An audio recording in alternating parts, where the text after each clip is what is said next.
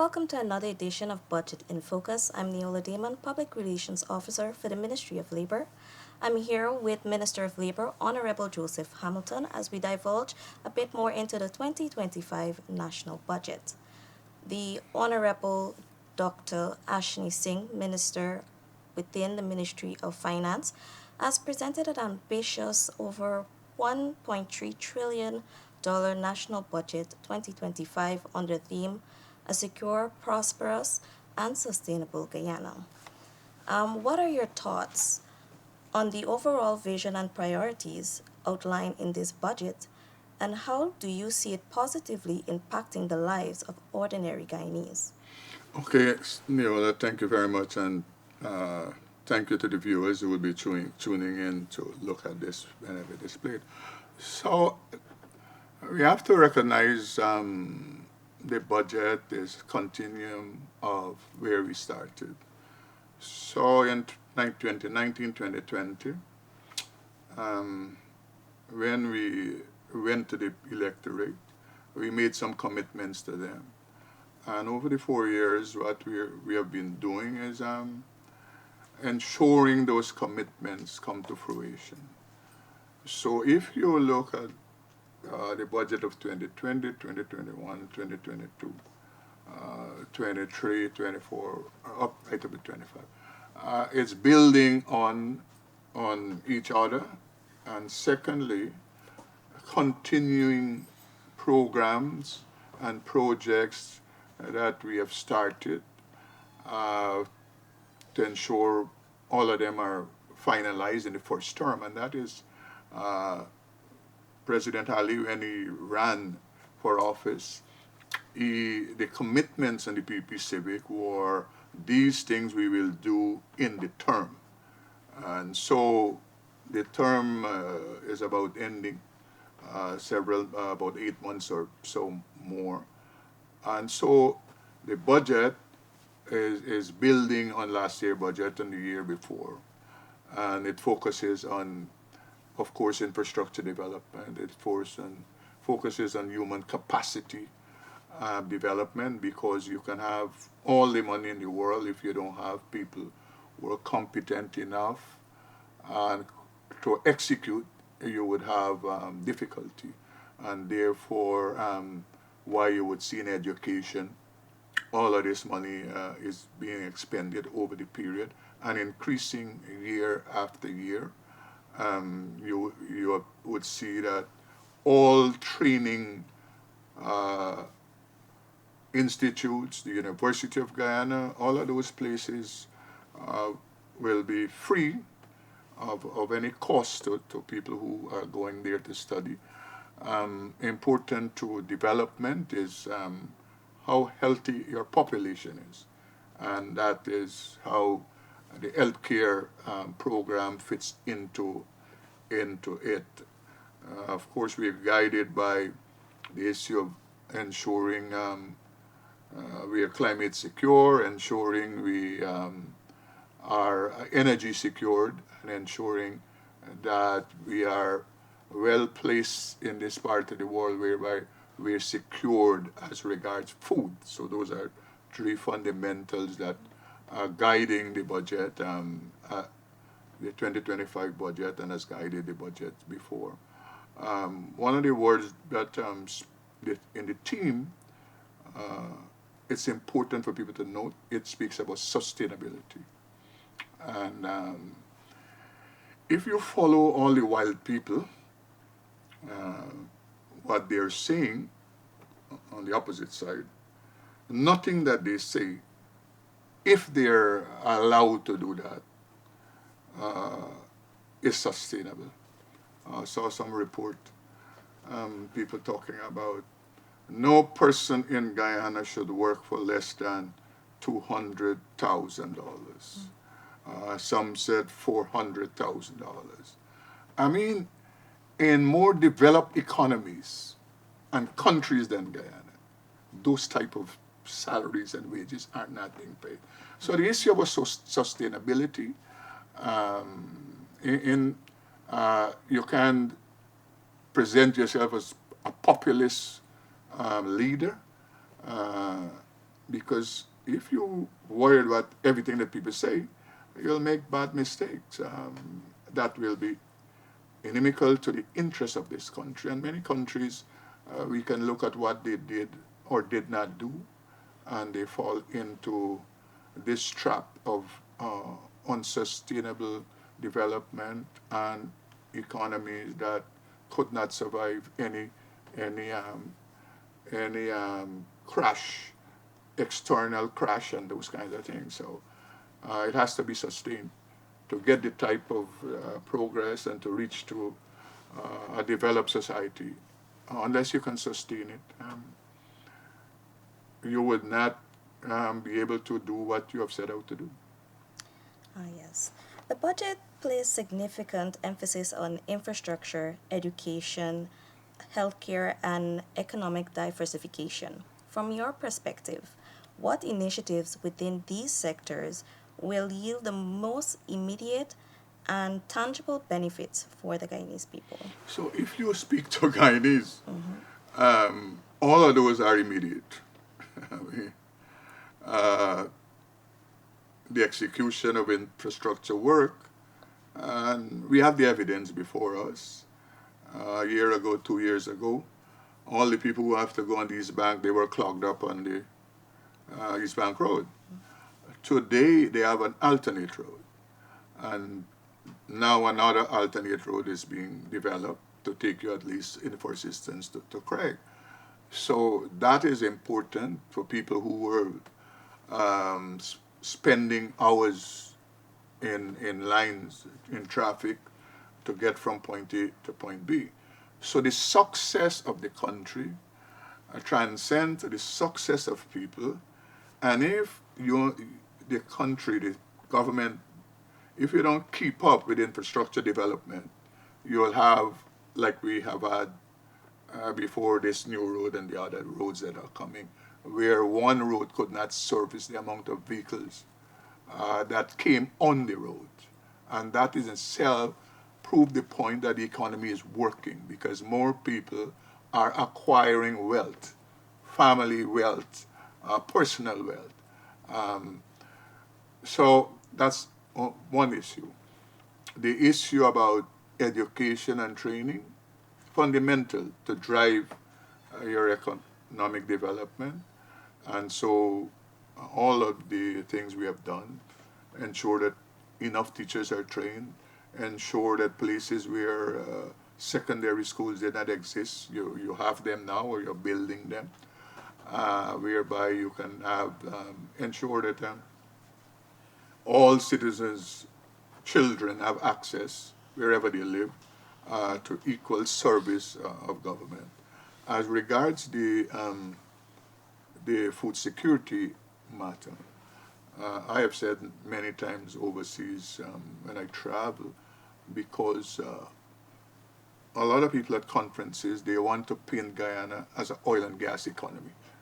And most times I have to correct them that we don't see this economy as an oil and gas economy. Guyana is not oil and gas country. We see the oil and gas sector, the oil sector, as another sector in this country. And we are blessed that we now have the type of resources that are needed and necessary to develop other sectors. And that is what we are attempting to do, because oil will not always be there. Food will always be needed. Human beings to run the system, even with all the new technologies, they will always be needed to be trained properly to run the system. The issue about energy security, you cannot discuss developing this country, having a lot of industries and have manufacturing succeed if you don't have stable, reliable, and power that is cheap. And that's a fundamental to any development as regards manufacturing and industrialization. So people question the importance of the gas to energy project, and at the same time they want the country to develop. I really don't understand what they're saying when they question why you have to do this project. People question, okay, why you have to do the bridge. Okay, all of those are important tools for economic development. People who live over the river, they will tell you about their crisis every morning. Uh, when that bridge is able to have traffic go over it, it would save a lot of time from people waking up and people traveling to and fro the bit. So all of those things are they work with each other and together, all the plans and the programs, so that you can have development in a sustained way, as I said earlier, and even development. Whether you live on the coast, in the river, or you live in hinterland, you have the same access, you have the same opportunities, and your children have the same opportunities. I understand. Focusing on the labor ministry, what specific outcome or advancement can the Guyanese workforce expect to emerge from this financial plan? Okay, so the Ministry of Labor, if I take the training arm, Board of Industrial Training, over the period, because of the importance of requisite technical skill, move from where in before 2020, average persons they trained was 1,300 to 1,500 persons. Today we can speak to in 4 years. We train 12,742, I think is the last number, if I remember. But that shows that you have had a 108% increase over what entails in 5 years between 2015 and 2020. The other important thing is that the programs we execute, they have been able to touch people in every region, in every area where people live in Guyana. And that is important to have all of these skill sets all over the place. We hope that that in 2025 we can train about 4,000 persons. The Ministry of Finance, they have made more money available to the Board of Industrial Training to execute programs. Outside of that, we have other programs we are supervising, we are collaborating with partners, whether local or international partners. One important program is one that would benefit people in Region 7, where we are asked by the gold mining company that's developing a mine, the Oku mine, I think they call it, to train about 1,500 persons who will work at the mine in the development stage. And then we have to train, I think, another 1,000 who will have to work when the mine is producing. And the focus primarily is on people who live in Region 7. And just very shortly, I'm talking about weeks, that program's supposed to start. We have another program funded by the World Bank that we will do this year to train 20 females, 2 from each region, at a higher level of solar PV technicians, whereby they can become trainers themselves.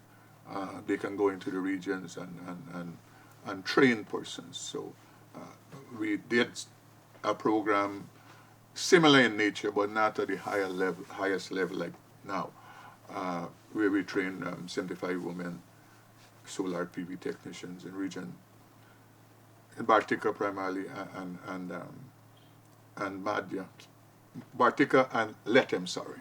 So that type of training will continue. Collaboration with our partners will continue. We are working in conjunction, collaborating with the WIRE program funded by the USAID. So that's another international partner. And we're having several conversations with other international partners. We have a program that will start Monday that are funded by the Basic Need Trust Funds that we have to execute. I think is in four regions, 2, 6, 10, and some other region. So those collaboration are additional to BIT programs that they will execute. So the number will go up. We will support and make funds available to the Disability Commission to train disabled persons in different areas, like we have been doing. I think last year 30-odd persons were trained via the Disability Commission. We paid for that training. We have apprenticeship program with Gaisuko, and we hope to expand the apprenticeship program in with other companies and to bring new companies in so that we can have apprentices participate and develop their skill sets in those areas. Importantly, we have to focus on training for our technical officers and training also for the trainers who we hire to execute training. So those are the things that will happen as regards the Board of Industrial Training, the level of the ministry, the Occupation Safety and Health Department. Again, they have to execute more training programs for private sector, public sector, and even training for the officers themselves.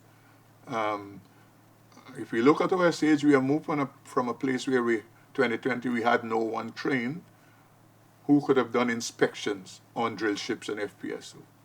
Today we have at least a dozen trained officers from the Ministry of Labor, and not just OSH officers, but labor officers also, who can do the necessary inspections.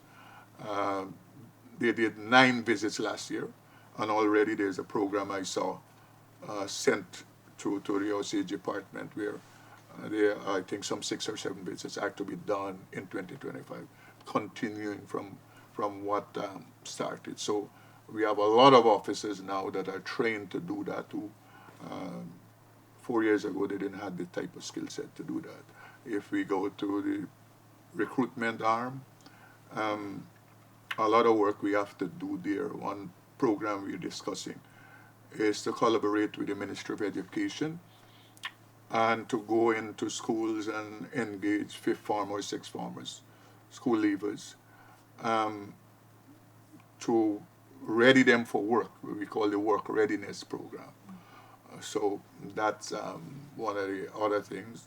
At the labor side, we hope to continue to keep the labor relations peaceful like it has been. We have countersigned dozens of collective labor agreements with employers and unions, and we will continue to do that. One important factor at the level of the Labor Department is recouping monies for aggrieved employees. Over the 4-year period, we have recouped over $200 million for employees with the intervention of the Labor Department and its offices. Co-op sector, one of the major projects we're working on is to ensure that every citizen that lives in a co-op scheme, they have access to their own title or transport so that they can utilize that for their development and their family development. Today it is not so. People have multi-million-dollar houses in co-op scheme, but because you have one block transport given to this cooperative from the Lands and Surveys or MMA or whoever, people cannot utilize their property in a way to establish businesses, in a way to borrow money if they need to send their children to university, and all of those things. So that project has already started, working together with the Ministry of Housing, CHP, and the Attorney General Chambers, who is playing the key legislative, legal role in this matter. And that will continue because that's a commitment the President gave to these people some time ago. Also, we're working to ensure that all of these friendly societies graduate themselves upward to co-op societies so they can have better access and we can do better supervision and audits and all of those things. So those are the things that will happen in the Ministry of Labor. Our budget allocation, I was able to scan the budget book, has increased over 2024, bit as a subvention agency within the ministry, and their money has been increased in a substantial way. And the ministry itself, um, we have more funds available to do some of the things that we have indicated in our budget proposal that we want to do. Assets, transportation needs. Important bit is building their own training institutions. We're about to commission one such institution in New Amsterdam very shortly. Another one is being built in Corriverton. We refurbish a facility in Unity Maika that will be put to use. We are now sourcing equipment for there. We have a facility in Bartica, that is the facility that would be utilized to do the training for the people in the mining sector with the G Mining Mines Gold Company. And we just did 3 contracts for 3 other facilities. One at Tushan in Region 3, one at Port Kaituma, and the latest one is Hamadia. So first time in history, Guyana Board of Industrial Training is building training facilities that they can execute trainings programs around the country. So those things will continue in 2025. Okay, just to top back to my previous question, I just want to figure out if we have any specific programs or reforms that the ministry might be paying more keen attention to ensure that citizens have meaningful employment conditions and fair working conditions, because there have been complaints from last year and that would come over to now. Okay, so the ministry, we are guided by 3 fundamental principles, I call them pillars. One is training and retraining of staff, whether internal, ministry, or all workers. Second is the whole issue of human development. What role labor will play and can play in ensuring people have facilities, proper housing, health care, educational needs. And the third point is protection of the rights of workers. I have argued that in the conversation about workers' rights, it cannot just be we're discussing wages and salaries and other emoluments. We must be discussing safe work. Because if you argue the case for an employee salary to be raised, and the company is able to reach an agreement and they say, okay, we move their salary from $3,000 a day to $5,000 a day. And then next week, Wednesday, the employee will die. I don't know you have done anything for that person. So in the conversation about labor relations and protection of workers, the issue about remuneration must be tied to safe work. And we have moved now to the place whereby the mental state of employees are now a part and parcel, a factor of safe work. And when we're talking about health and safety of workers. So it's not anymore in the new conversation, not just the safety of the worker and the environment. The environment now extends to the environment as regards the mental state of the employee. Because if employees are not satisfied mentally based on all the other issues, production will not be at a maximum. And so we will continue to pursue that.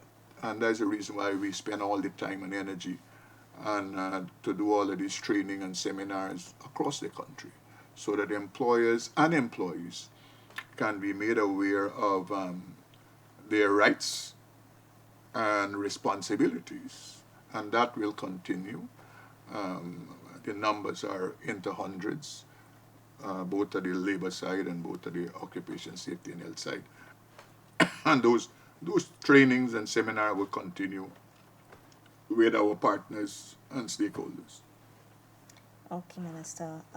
Finally, under the theme of a secure, prosperous, and sustainable Guyana, how does your ministry align its broader strategic goal with the broader national agenda outlined in the budget? So security can start with securing our borders. That's a responsibility of other colleagues of mine.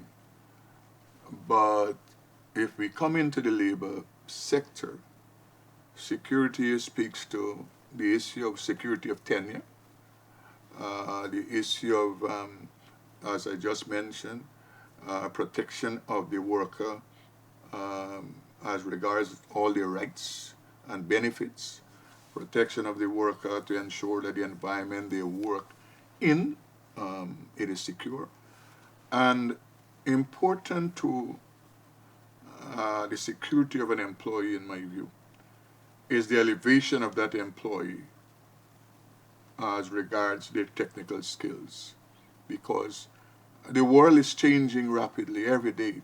Methodologies that were important and useful in last January, today they're out of style.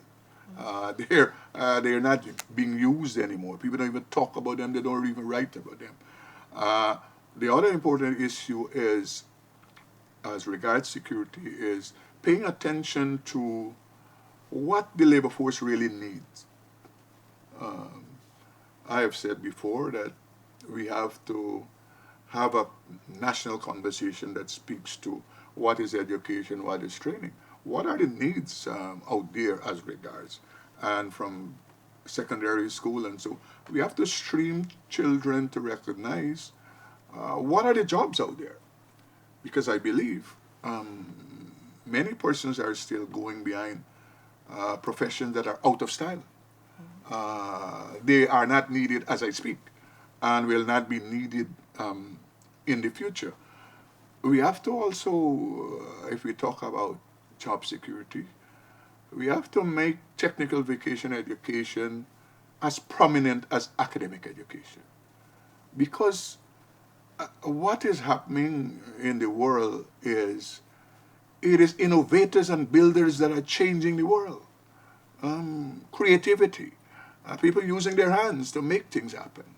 And so we cannot talk about national development and we see technical vocational education as something, if a child don't cut it academically, then we shun them into that area. And that is, we have to change that. So in my view, from primary school, children must have the same opportunities. So who are academically inclined must continue to focus on them, but we must look at the children who have technical aptitude and make all the necessary arrangement for them to excel also. And that is what we have to focus on. Because now when you talk about the shortage of skills, most of the shortage we discuss are in the technical areas. Most of the shortages.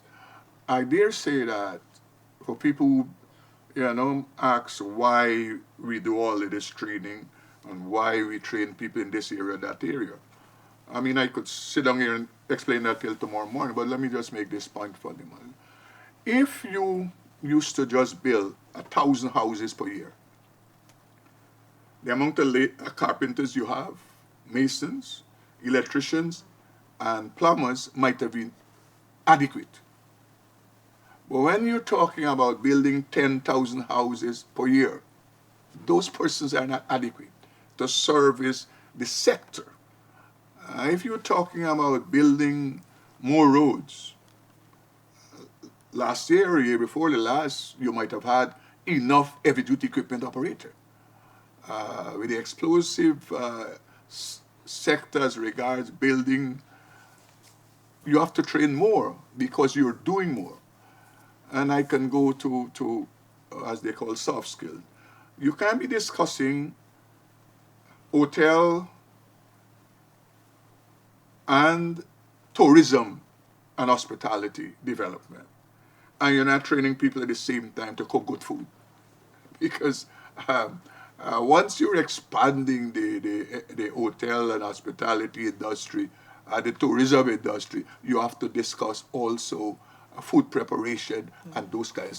So those type of, so all the training that we do are relevant to the needs of the society, and that is what we will continue to do. We started a new program.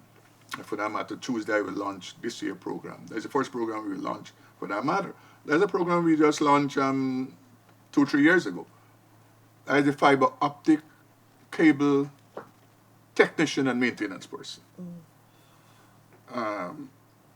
So you're expanding telecommunication, and you're discussing utilizing fiber optic to expand.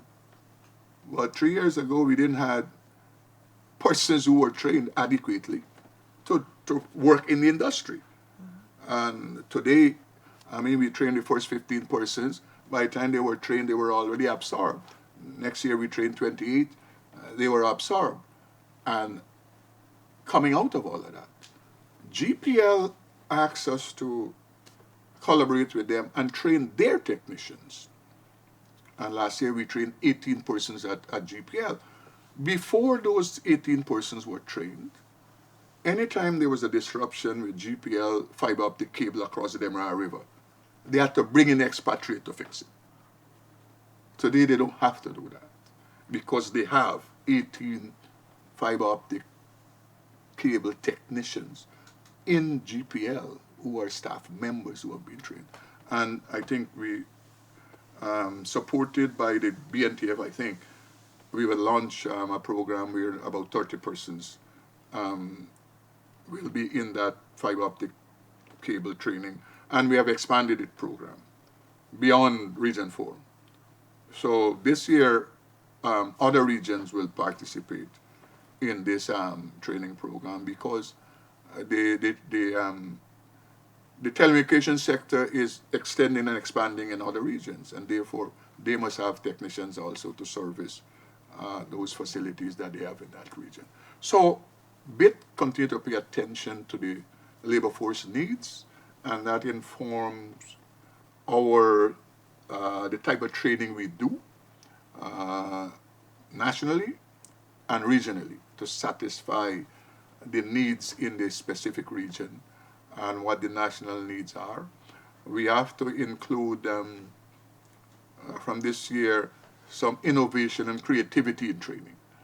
So we have to go beyond, the way we train, and I have said that to the board and the leadership of BIT, that so a well-done fabricator, I just use that one to make the point.